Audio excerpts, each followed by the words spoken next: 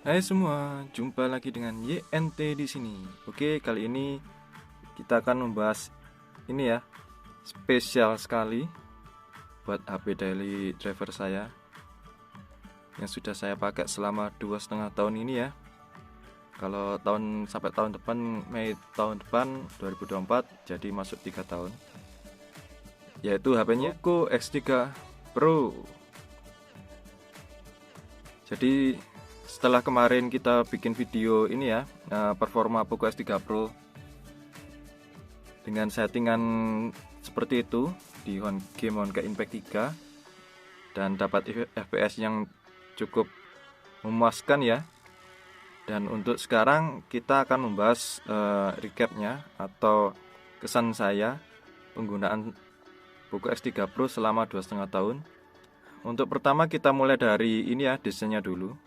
Ya, untuk saya buat daily driver desainnya cukup bagus ya, puas saya selama 2,5 tahun pakai ini. Soalnya saya pakai daily driver, pakai game, pakai ya edit video, foto, ngedit buat keseharian, sangat puas ya. Casnya juga cepat, tapi dia dapat ini ya, casnya 33 watt, jadi lumayan lah 1 jam dia full. Terus kembali ke masalah desain, ini tuh yang hitam gini ya, bagus, saya suka. Cuma ya modul kameranya gini ya, khas Poco X3 sekali ya ini ya. Terus kalau dari samping sih ya lumayan tipis, standar lah ya. Dan kalau dari depan gini, bezelnya ya standar juga, cuma bawah ya gini lah, khas HP-HP 2 tahunan yang lalu, 2-3 tahunan yang lalu. Terus untuk masalah jack audio ini ya, masih ada ya, tentunya masih ada. Soalnya bah, soalnya saya pakai ini ya, pakai headset. Saya pakai headset, jadi saya butuh ini, lubang kebahagiaan ini ya. Jadi saya pakai.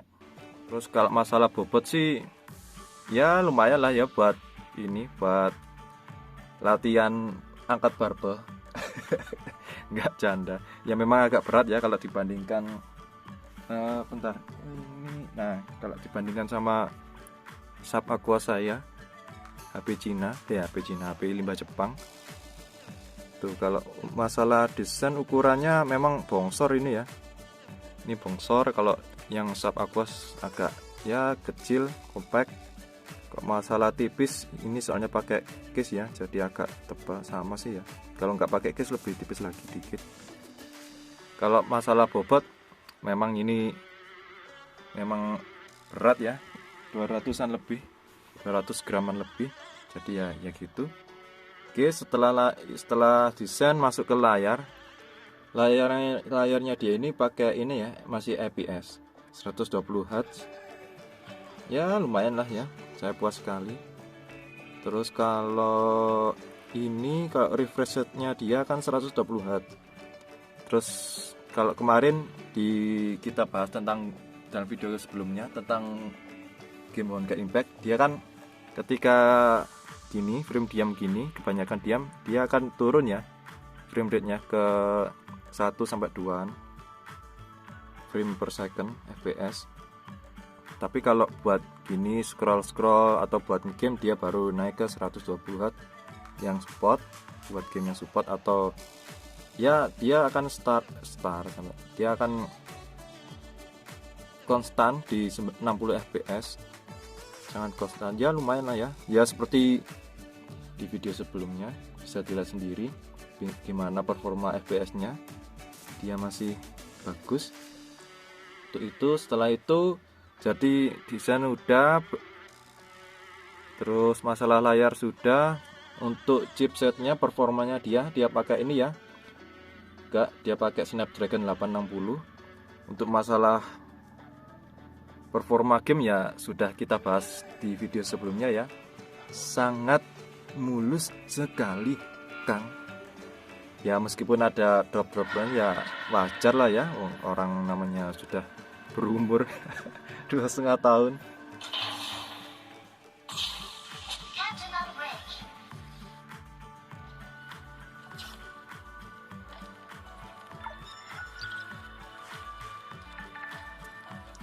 Namanya juga HP sudah berumur 2,5 tahun ya. Jadi ya begitulah. Terus untuk masalah performanya chipsetnya itu ya, sampai ngulang lagi ya nggak apa-apa lah ya. Chipsetnya dia pakai Snapdragon 860 tipe flagship.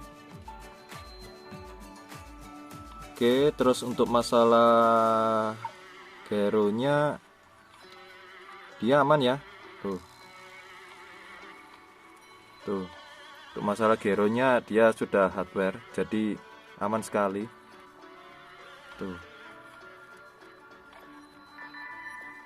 gerak-gerak gyronya aman ya.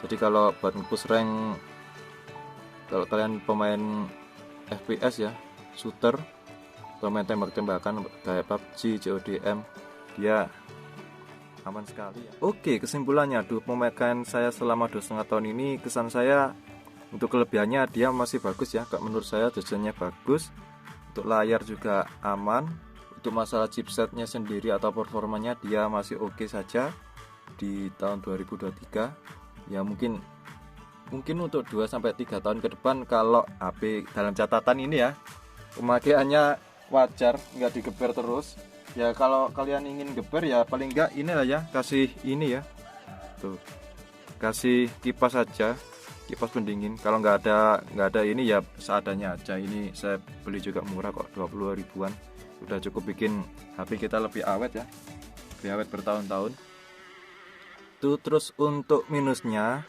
nah ini untuk minusnya dia ini ya, dia memang cepat panas. Chipsetnya memang terkenal cepat panas karena ya namanya juga ini ya, chipset flagship khusus performa. Jadi kenapa sih dia cepat panas dan kenapa yang menyebabkan dia sering matot?